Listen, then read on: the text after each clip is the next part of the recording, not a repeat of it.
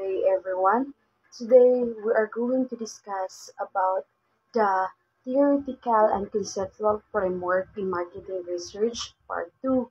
It is the week 10. What is conceptual framework? A research map that shows the main idea of the study, explain how concept or the variables are related, help the researcher focus and interpret findings. So when we say conceptual framework, it is the visual or written guide that shows the main ideas and how they are connected in the study. Also, it is helping to understand the the readers for what being the studied and also the relationship between the variables. Examples. My research topic is the influence of the customer and warranty policy in the customer satisfactions. So of course that means that we both customer support and how will a company helps its customers and the warranty policy, how fair and reliable the warranty is can influence the effect, the level of the customer satisfaction. So in short, the conceptual framework it is the road map that can shows what is the relationship between the variables. So, uh, um, purpose of the conceptual framework. So, what is the purpose of the conceptual framework pala? So, conceptual framework, or the purpose of the conceptual framework is to guide your research by showing how the main idea or variable are related. So, show how concepts are related, organize the mixes of data, guide hypothesis development, communicate research finding clearly.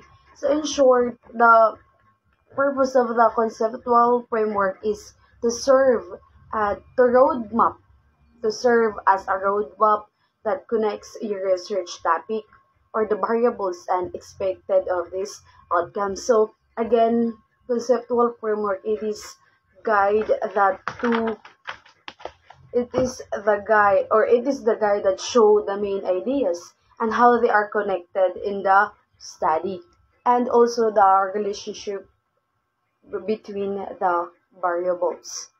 We have the roles of the variables and conceptual framework. Identify relevant variables for your study. These variables are usually divided into three categories, which is the IV or independent variable, dependent variable, and lastly the constraint variables. So what is dependent variables? So dependent variables, it is the factor that you manipulated or test or these are the factors you change or test in your study to see if they have effect. Example, kay atong akong research title, which is the influence of the customer and warranty policies in the customer satisfaction. So my independent variable is the customer support and warranty policies. Of course, me as our researchers, I testing if these two factors influence on my DV, which is the customer satisfaction. So how about the independent variable? Independent variable factors affected by the independent variables what you measure. Or this is the factors measure to say how it is affected by the independent variables.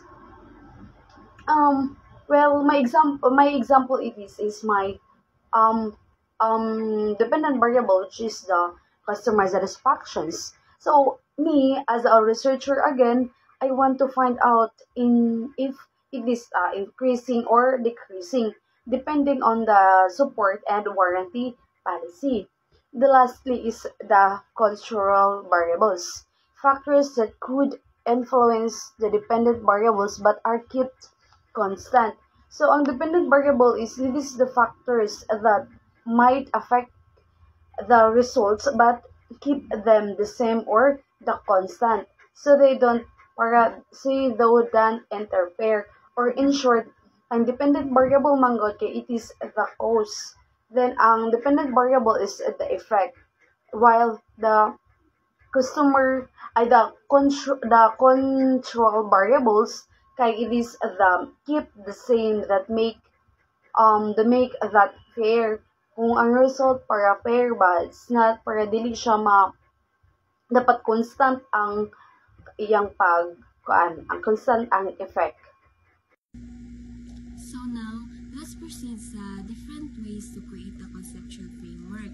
So, nadyo laing ways para makabuhat o conceptual framework and nagadepende lang siya kung unsa imo ang buhaton na research.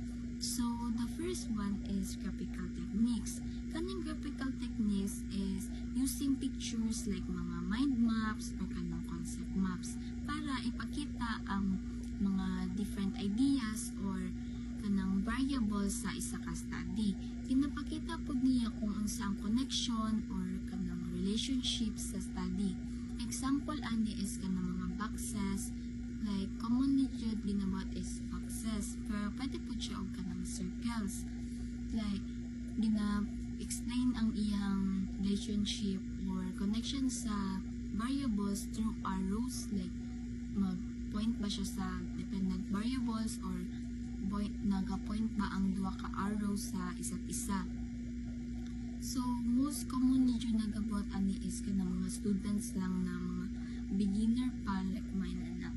So, the second one is kaning formal modeling. So, kaning formal modeling is naga-clarify siya kung unsa ang mga complex na idea sa study. And this is more detailed than the graphic techniques. Like, nag-use siya og mga technical diagrams like UML, which means Unified Modeling Language, para ipakita ang mga relationships or connections sa part sa study.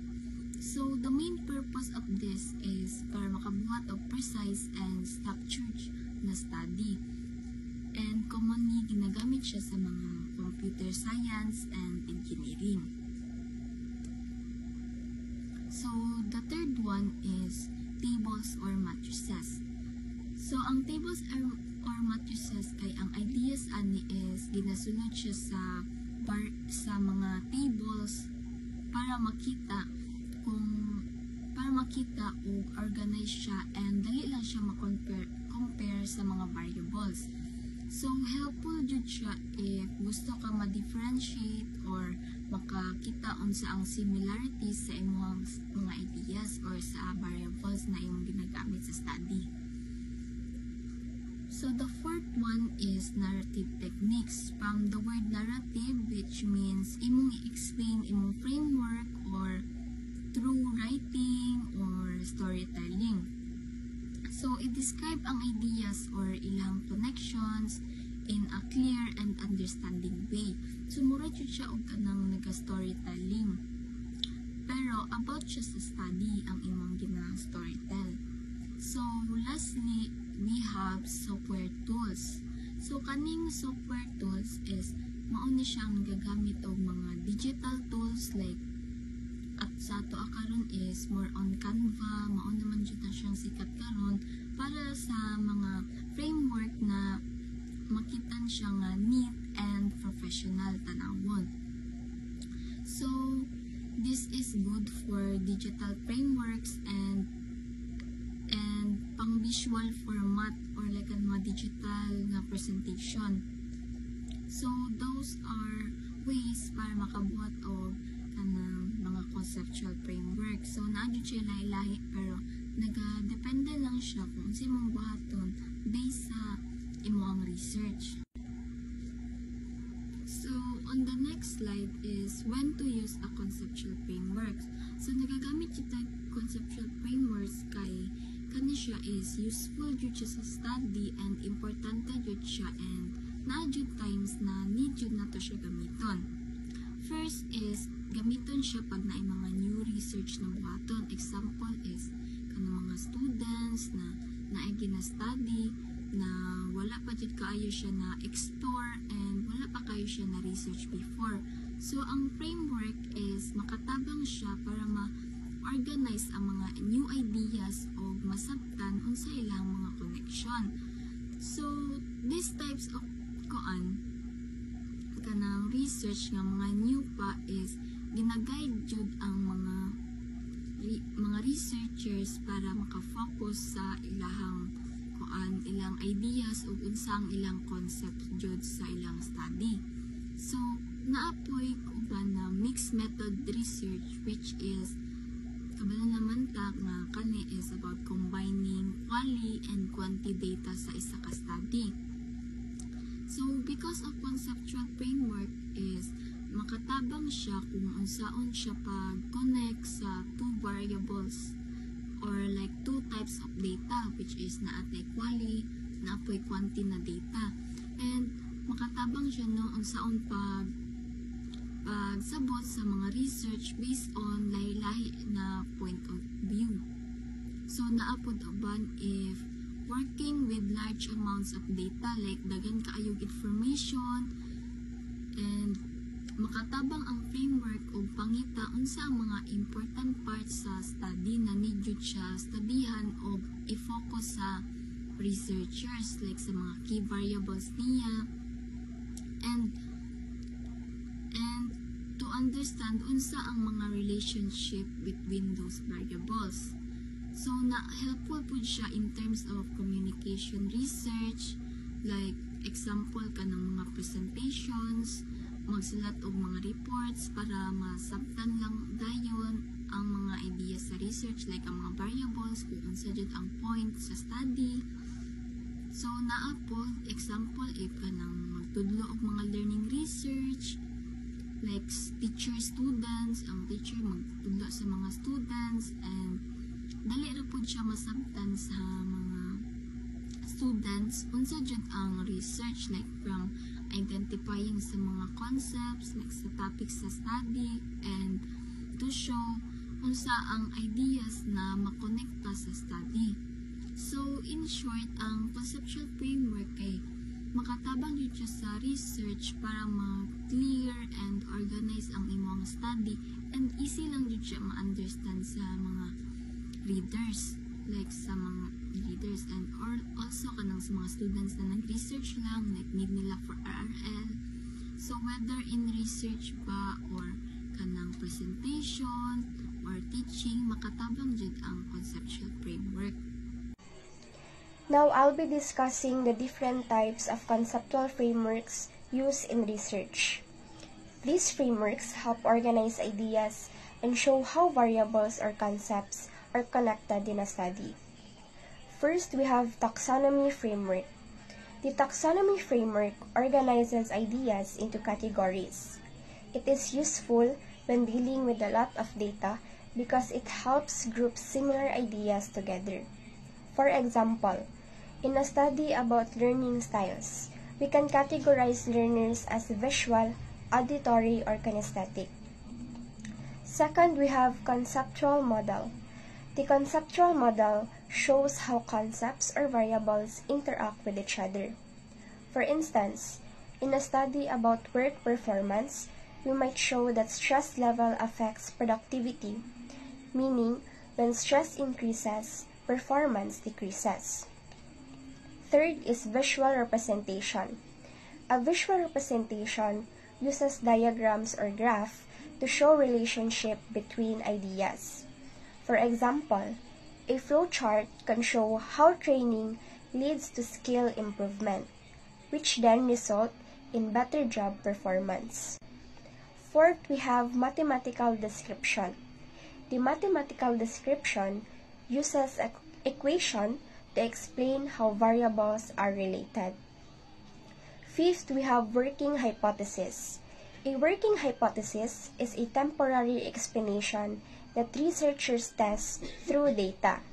For example, we might propose that students who sleep more perform better in school, and then collect data to confirm if that's true. 6 is descriptive categories. The descriptive categories framework organizes information into groups, which lead when handling large data. For instance, When studying social media habits, we can group respondents into teens, young adults, and adults.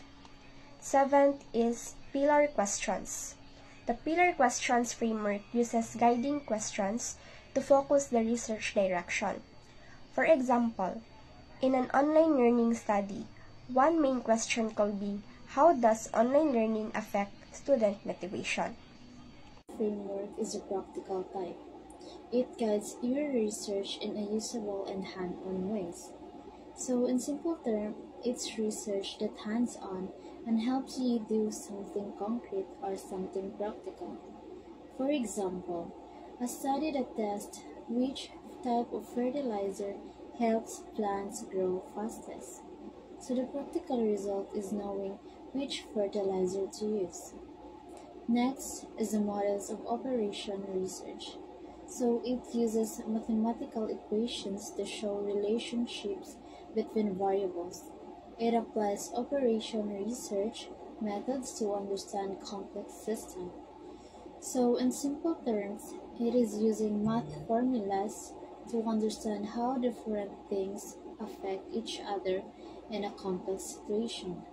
For example, a study that helps a company figure out the best delivery routes to minimize fuel costs and time.